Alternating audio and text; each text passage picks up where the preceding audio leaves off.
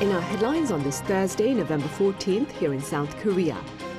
President Yoon Suk-yeol is heading to Peru today to attend this year's APEC summit and then to Brazil for the G20 gathering for talks to keep on track multilateral exchanges to address issues of mutual interest. Meanwhile, the value of Korea's auto exports in October hit $6.2 billion, marking the highest amount for this particular month, as shipments overseas soared 5.5% on year on the back of eco-friendly cars. And today, November 14th, here in South Korea, marks the day of Suneung, the annual college entrance test, and this year, over 500,000 test takers are at test sites amid greater interest in medical school admissions. President Yoon Suk-yeol is heading to South America to partake in multilateral platforms aimed at promoting global security and economic stability.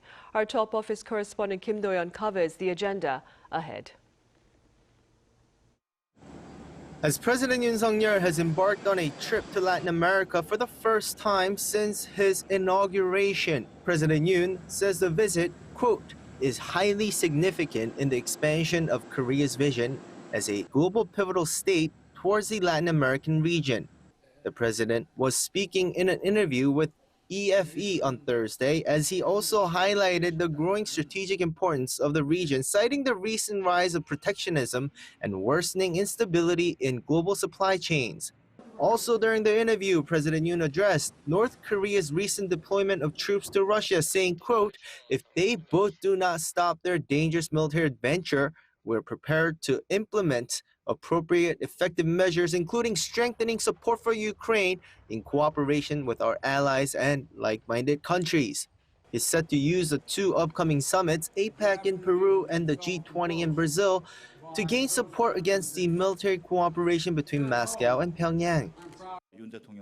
President Yoon will stress the importance of maintaining a rules-based international order for a sustainable future during the APEC and G20 summits and emphasize the need for international solidarity in addressing military cooperation between Russia and North Korea. As for his schedule, Yoon's set to land in Lima, Peru on Thursday evening local time and starts his official engagements for APEC on Friday with the APEC Business Advisory Council and CEO Summit. The first session is on the same day under the theme Empower, Include, Grow. The APEC Summit comes as South Korea is set to host next year's APEC Summit in Gyeongju, Gyeongsangbuk-do Province. President Yoon will emphasize South Korea's commitment as next year's APEC chair to leading discussions on fostering a free and stable trade and investment environment. On November 16th, the APEC Leaders Retreat will wrap up the APEC schedule before Yoon's official visit to Peru begins with a summit with Peruvian President Dina Boluarte, which will be followed by a joint press conference. After this, President Yoon will take off for Brazil to join the G20 summit in Rio de Janeiro on the 17th.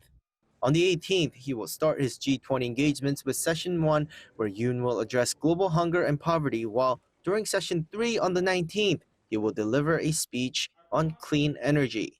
Kim Do-yeon, Arirang News. On the sidelines of the APEC summit in Peru, President Yoon is scheduled to sit down with his counterparts from the U.S. and Japan amid threats posed by North Korea and uncertainty given the upcoming transition in leadership at the White House. Our Suneung has details.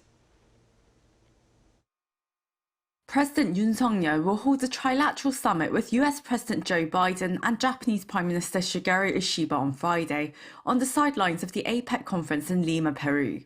Seoul's presidential office on Thursday confirmed the highly anticipated meeting has been arranged, as the three sides look to reaffirm their agreements made at Camp David last year to deter North Korea's nuclear and missile threat and to jointly handle security and economic challenges in the region.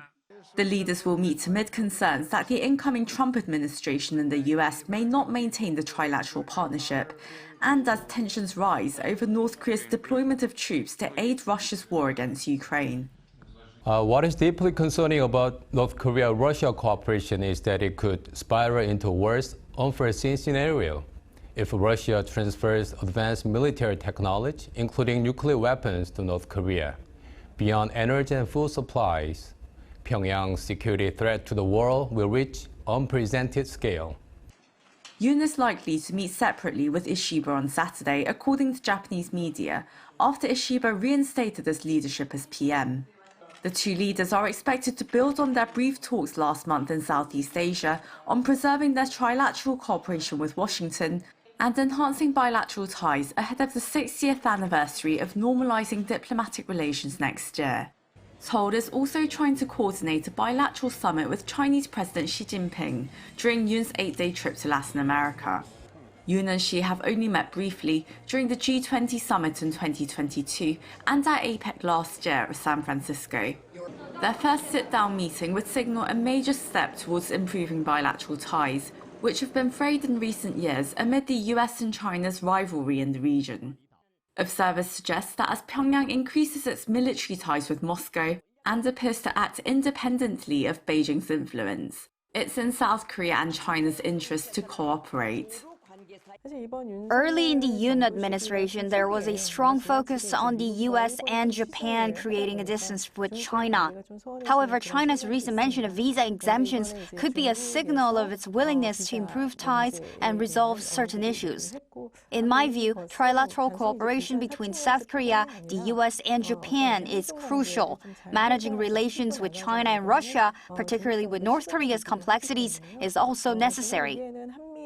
Although South Korea and the geopolitical security environment are different, Seoul should benchmark countries that are skilled at balanced diplomacy, such as UAE. We will have to observe how the incoming U.S. administration responds and China's discomfort over the North Korea-Russia situation and their future course of action. Each country will see their strategic considerations grow. The biggest question is whether Yoon will meet former, now returning US President Donald Trump while he's on the other side of the Pacific. In their first phone call last week, Yoon and Trump agreed to meet in person soon to discuss various issues, including North Korea in detail. A Yoon official says the two sides have been communicating closely, but the incoming administration is currently focusing on domestic matters. Suneung, Arirang News. In other news, Korea's auto industry noted a strong performance in the month of October, with on-year increases in output, sales at home and shipments overseas. Our Kim Jung-sil reports. South Korea's auto industry achieved what officials are calling a triple plus last month, with October seeing increases in production, domestic sales, and exports compared to a year ago. It's the first time in 16 months that all three areas have shown growth at the same time. The Ministry of Trade, Industry and Energy reported on Friday that South Korea's auto production reached 368,000 units in October, which is almost an 8% rise from last year. This was helped by an extra workday compared to last year and new model launches, including Kia's EV3 and K8, KG Mobility's Acteon, and Renault Korea's Grand Koleos. Domestic sales were up too, with 146,000 units sold, which is a 3.1% increase from last year. It's the first time in 11 months that demand has picked up locally. Key reasons for this boost include the debut of Renault Korea's Grand Koleos and record sales of hybrid cars, which reached 49,000 units for the month. Exports rose by 5.5%, hitting a record $6.2 billion for October. Hybrid car exports were especially strong, surging 80% to $1.1 billion, marking another all-time high. Industry experts say this demand for hybrid vehicles is fueling the strong export numbers. Altogether, from January through October, auto exports hit a record total of $59.1 billion. Amid global market uncertainty, the government says it's working closely with the industry to keep this momentum going. It's encouraging efforts like the Korea Sale Festa this month, hoping the export growth can help lift domestic sales as well. Kim Jung-sil, Arirang News. And Korea's exports of ICT products rose 22% on-year in October. According to the Science Ministry, exports of information and communication technology products hit $20.8 billion. Meanwhile, imports during the same month amounted to $3.3 billion, translating into a surplus of over $7 billion. ICT exports have surpassed $20 billion for 3 months in a row, bolstered by strong demand for semiconductors, whose sales soared almost 40% on-year last month. Finance Minister Choi Sang-mok sought to allay concerns over the foreign exchange market as the Korean currency has broken past the 1,400 won mark against the US dollar amid the fallout from Trump trade. Speaking at a meeting with relevant officials on this Thursday, Minister Choi vowed efforts to keep the market stable with tangible countermeasures in the event of severe fluctuations. Now, similar intentions were shared back in April when the local currency soared close to 1,400 won against the greenback in light of broader tensions in the Middle East. A controversial plan to tax individuals for income generated from financial investments has been scrapped. Our correspondent Moon Hae-ryun has details. After years of delay and debate, the financial investment income tax is being repealed in an attempt to stabilize the volatile domestic financial market. The financial investment income tax is a capital gains tax that imposes levies on profits made from domestic stock investments above 50 million Korean won, roughly $35,000, or 2.5 million won, just under $1,800 from overseas stocks, bonds and funds. A 20% tax rate will be applied to the portion of profits exceeding their respective thresholds, and the rate increases to 25% for annual profits exceeding 300 million won. Originally set for 2023, its implementation was delayed to 2025 as the tax faced strong opposition from investors. The Yoon administration pushed to repeal the law in order to stabilize the stock market, and just last week the Democratic Party expressed support. There were concerns this taxation would discourage active participation in the stock market, leading to reduced trading volumes and potentially higher market volatility. Individual investors also worried the tax favored institutional and foreign investors and are watching how the current transactions tax is affected by the repeal. President Yoon further claimed that it was important to abolish the financial investment income tax before South Korea's government bonds join the prestigious World Government Bond Index next year. Experts say that this is to maximize the benefits.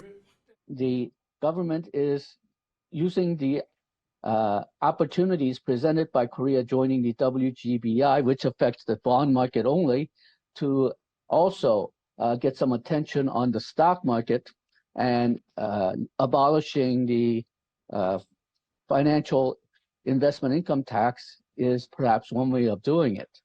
Immediately following the news, the country's benchmark Kospi jumped by more than 2%, while the tech-heavy Kosdaq recorded its biggest rise in 3 months. With a large concentration of individual investors, the Kosdaq market is particularly sensitive to changes in investment taxes. The repeal of the financial investment income tax has significantly boosted the attractiveness of the Kosdaq market for individual investors. As domestic markets face headwinds following the U.S. presidential election, abolishing the financial investment income tax is expected to help reduce some uncertainties. Moon Hae-ryun, Arirang News.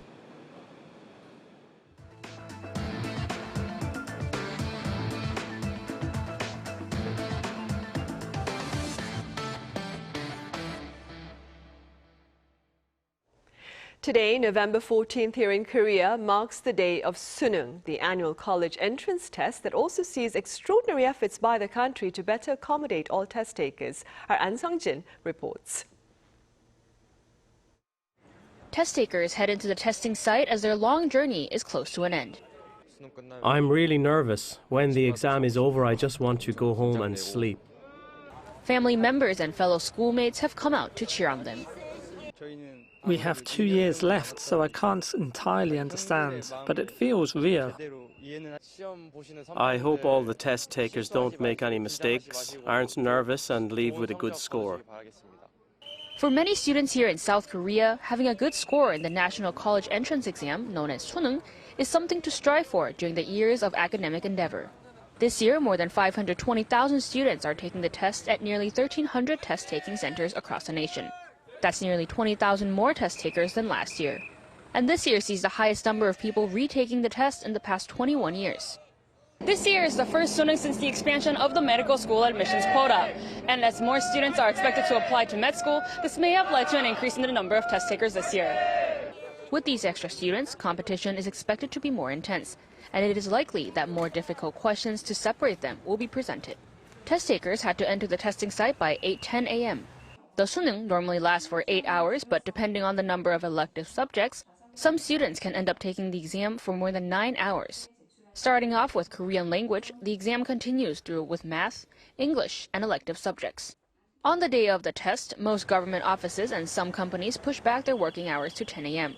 And the Seoul Metropolitan Subway increased the number of trains running from 6 a.m. till 10 a.m. Local police officers have also worked on maintaining order around the testing site and transporting test takers in need. The exam results are to be announced on December 6th. An Sung-jin, Arirang News. Meanwhile, over in the U.S., as widely anticipated, Senator Marco Rubio has been named the next Secretary of State in charge of foreign policy. Our Lee Seung-jae covers this designation and more. U.S. President-elect Donald Trump is quickly making his cabinet picks and officially named Florida Senator Marco Rubio as his Secretary of State on Wednesday. Known for his hawkish stance on China and Iran, Trump called him a strong advocate for the U.S. He's also expected to have a hardline stance on North Korea.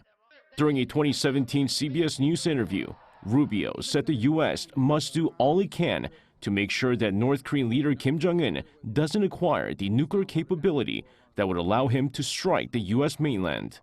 Meanwhile, Trump continues to make loyalty a key qualification for his picks. On Wednesday, he announced on Truth Social that he will nominate Republican Representative Matt Gaetz to serve as U.S. Attorney General. The president-elect said Gaetz distinguished himself in Congress through his focus on achieving desperately needed reform at the Department of Justice. However, Gaetz is currently under investigation by the House Ethics Committee for alleged sexual misconduct and illicit drug use. Trump also named a former Democrat turned Republican as the new Director of National Intelligence. Tulsi Gabbard, who served as a Democratic Congresswoman from Hawaii from 2013 to 2021, will be advising the president on security matters after a Senate confirmation.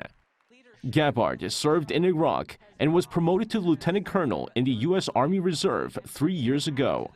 The next 4 years for Trump is expected to be smoother than the first 4 years, as the president-elect and the Republicans have achieved full control of the U.S. government.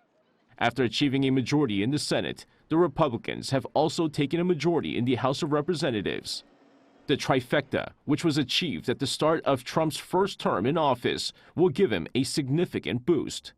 It will pave the way for Trump to enact his policies on the economy, immigration, and other key issues, while giving Democrats less leverage to challenge his agenda. Meanwhile, John Thune will replace Mitch McConnell, the longest-serving Republican Party leader in Senate history. After winning the secret ballot on Wednesday, Thune will be the new Republican Senate leader and the majority leader in the upper chamber of the new Congress. Lee Seung-jae, Arirang News. U.S. President Joe Biden and President-elect Donald Trump met at the White House on Wednesday local time. The meeting, that lasted close to 2 hours, began with President Biden vowing full cooperation for an orderly transition of power and Mr. Trump sharing appreciation for the support. According to authorities, their talks later touched upon the armed confrontations in Ukraine and in the Middle East. The invitation to the White House by an incumbent leader to his successor is a tradition that pledges a peaceful transfer of leadership, but Mr. Trump refused to do so in 2020 when he was defeated by President Biden. Also in the U.S., Korean-American politician Dave Min, a Democrat, won the race for a congressional seat in California's 47th district. In a posting on X Wednesday local time, Min vowed to protect democracy and boost economic opportunity. Now, he was an assistant law professor at the University of California, Irvine, before being elected to the California State Senate in 2020. Meanwhile, another Korean-American, Republican Michelle Park Steele, won a third term in the race for a seat in the U.S. House of Representatives in California's 45th district. Also, Democrat Andy Kim became the first Korean-American to be elected to the U.S. Senate last week. On the entertainment front, Netflix series Squid Game Season 2 is poised to hit the small screen on December 26th, and it's coming back with a new game. Our Yoon has the details. Squid Game achieved phenomenal success with its first season in 2021 and is now returning with its second season for the global audience.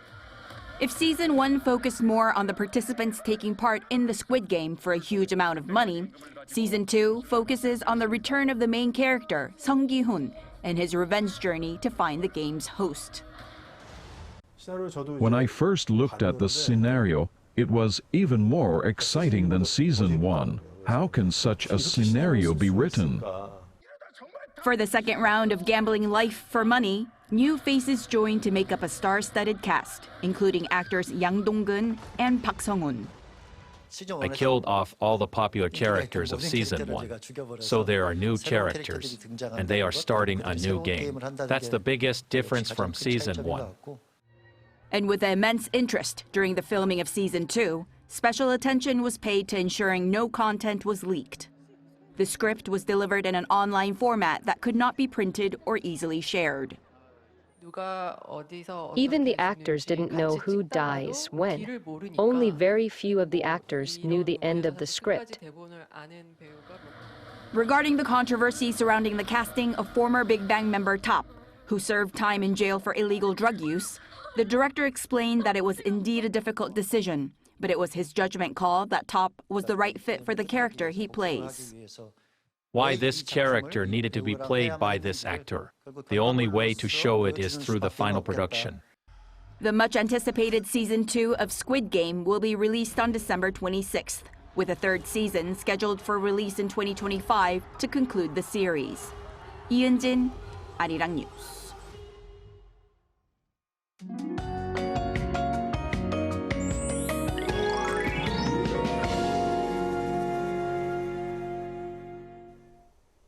The warm weather continued during the day today, which was the day of the Suneung test. However, it has started to rain in most parts of the country by the end of the test. Rain began in western regions, and it has gradually expanded across the country. Around 5 to 10 millimeters of rainfall is expected, and the rain will stop gradually from the central parts of the country early tomorrow. The warm autumn weather will continue. Tomorrow, both morning and daytime temperatures will be warm, exceeding the average temperatures. As the daily temperature range is large, you should pay attention to your body temperature. Tomorrow, Daejeon and Daegu will start off at 12 degrees Celsius, Busan 15 degrees. Daily highs will move up to 21 in Daejeon, Gwangju, and Busan, Chuncheon 19 degrees. On Sunday, it will rain in the Seoul metropolitan area and Gangwon-do province, which will lead to cold weather. That's all for Korea. Here are the weather conditions around the world.